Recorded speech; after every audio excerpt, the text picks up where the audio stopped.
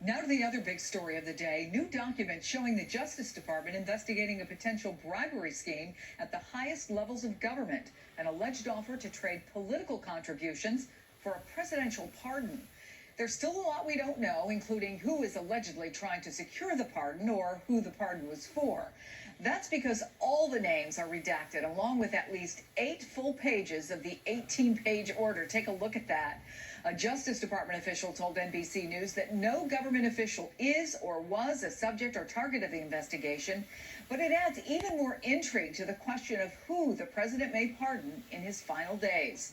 Multiple sources tell NBC News that President Trump has been discussing issuing preemptive pardons for essentially his entire immediate family. Eric, Don Jr., Ivanka, and her husband, Jared Kushner.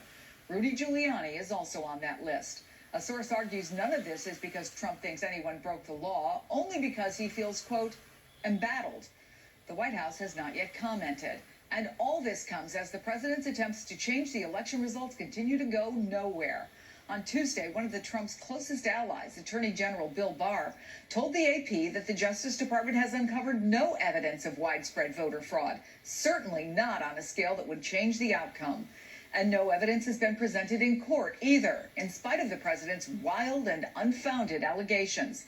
Of the 44 cases that have been filed in connection with the election, 27 have been denied, dismissed, settled, or withdrawn. None have found a single instance of fraud. I want to bring in NBC's Kristen Welker at the White House and Tom Winter, who's been following the bribery investigation. Good morning to both of you.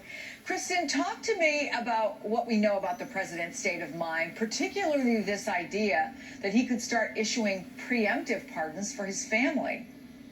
Hi, Chris. Well, good to see you. Good to be with you. I think you hit the nail on the head with the word embattled. That is the backdrop against which President Trump is having these conversations about possible preemptive pardons. I am told, based on conversations with a number of sources, that the president does feel embattled and that he doesn't believe that his family members or close associates have done anything that is criminally wrong, but rather he's concerned about what might happen under a Biden administration, a Biden Department of Justice. Now, of course, President-elect Joe Biden himself has been very clear. He's not going to direct his attorney general to investigate one way or another.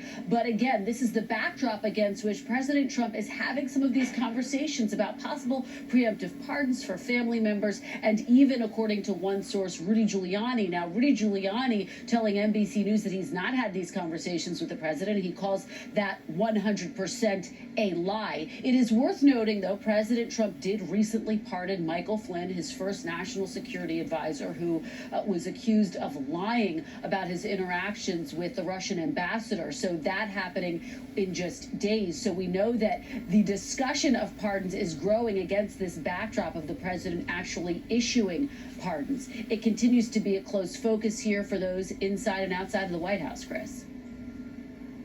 So, Tom, I want to dig a little deeper into the investigation. How big a deal is this? How big could it be? Well, I think, Chris, that's the key question at this point, because as you said, a Department of Justice official says, look, this doesn't involve a current government official who's a subject or a target of this investigation, but there's an awful lot, as you alluded to in these redacted filings, that we don't know, namely the names themselves of the individuals that are involved. And I think that that's telling, because the reason why we found out about this is because the Chief Judge, Beryl Howell, and that name may sound familiar to people because she was the judge who oversaw the Mueller grand jury. The judge said that they wanted to, or she wanted to have unredacted this opinion that dates back to late August of last year. And essentially what she was saying is, look, federal prosecutors, you've got to make this available. We've got to make this public. Prosecutors fought that, and she said, okay, well, I'm going to release certain portions of it, but I'm going to redact the names. That tells me that there are people involved in this who have yet to be charged with a crime. If this was somebody who has already been involved in a crime, or there's already been charges, or somebody that the Justice Department has already spoken about, those names would be in the clear. They would be unredacted. So I think right now there's some serious questions as to who's involved. We know, based on the mechanics of this filing, that at least one attorney is involved, perhaps several. And there's a footnote here in the the filings, Chris, that says that one of the people involved has made substantial political donations in the past. We don't know to whom, and of course the president and no members of the White House are named in this, and so we don't know who those donations went to, but I think it's something that we're definitely going to have to pay attention to. Oh, don't kid yourself. I know that you and your team are digging already to look at the possibilities, but let me ask you about the dating of this, because it was originally from late August, right? This filing. Do we know if the investigation is still going on?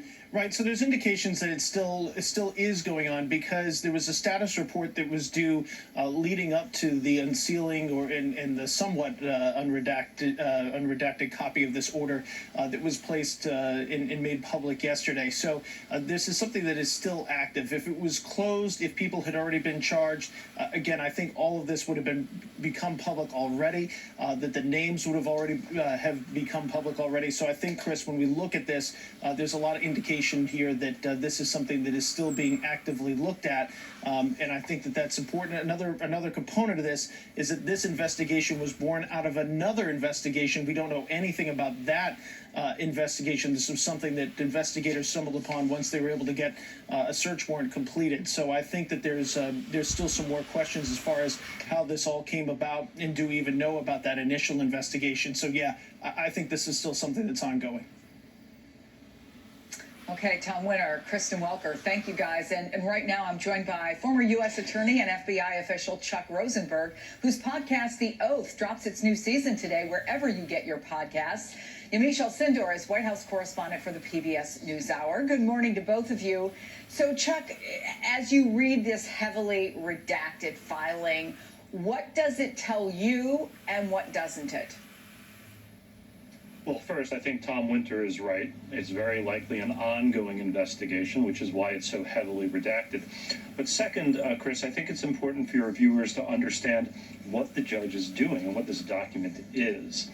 So prosecutors and agents obviously executed a search warrant. They got lots of material.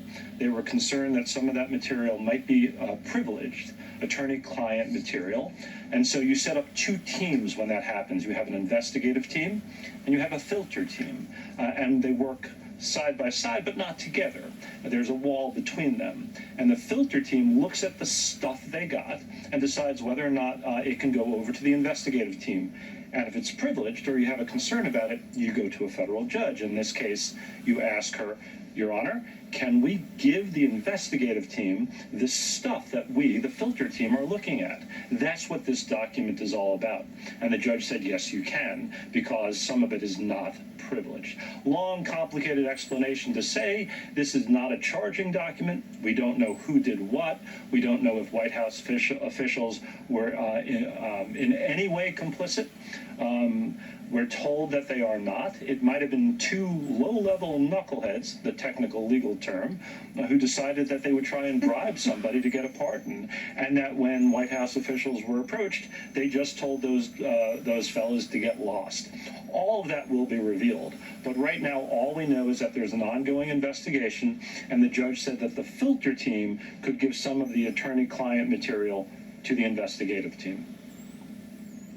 One of the things that caught my untrained, non-lawyerly eye was the number of 50. That's the number of devices that are named here. So that's not just phones, that's laptops, iPads, whatever. Does that tell us anything about how many people might be involved, or how do you look at that number? Does it tell us anything, Chuck? Yeah, it's a great question. 50 devices, and they also say terabytes worth of data. So that sounds to me like it might have been an office setting. You might have, Chris, at home 4 or 5 devices. It's unlikely that you have 50. And so while it may have been an office, we still don't know whose office. And it could even be one person with lots and lots of devices. But that's an awful lot of data to go through. I will say this.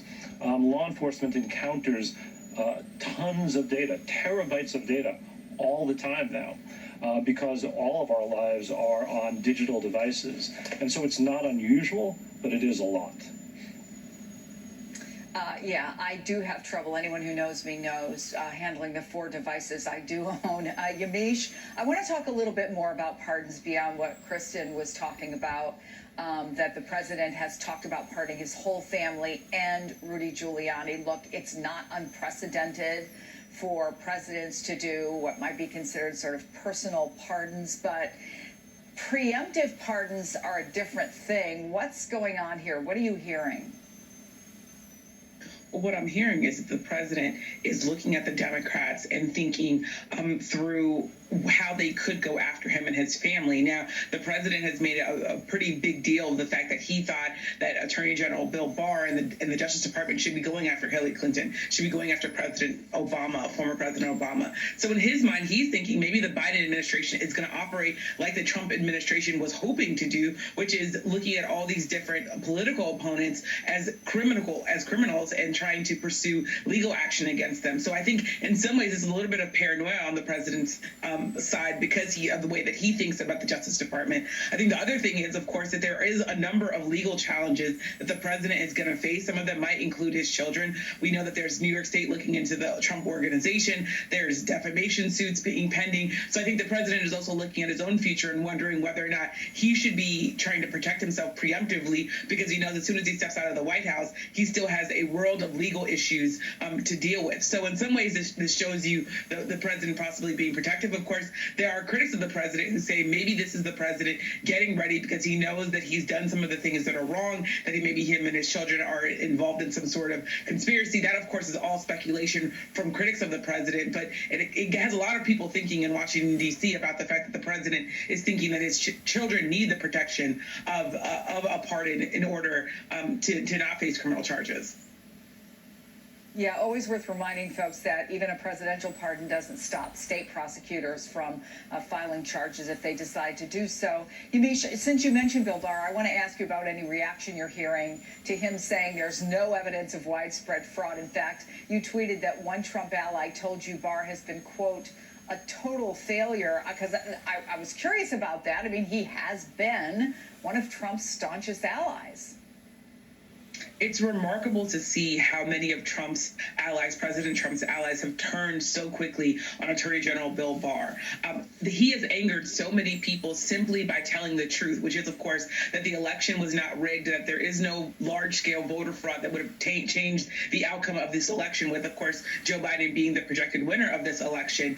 When I talked to sources in Trump world, they were telling me that they saw Bill Barr as committing a complete betrayal. They called him a total failure, one source, because they were saying that he hasn't gone after President Obama's administration enough, saying that President Obama spied on President Trump and that he should have been more aggressive with those prosecutions. Of course, we both know, Chris, that Bill Barr has stood by President Trump and given him the legal backing and legal credibility at every turn, including when he was being impeached as well as when he was being investigated by Robert Mueller's team. So I think what we see in Trump world here is them looking at Bill Barr and saying, look, you have to be a complete loyal person to the president. You could not do anything that seems to tell the truth, including defending the election system and the election of this United States. So I think it's very interesting, but it shows you just how angry people are in President Trump's world at his loss.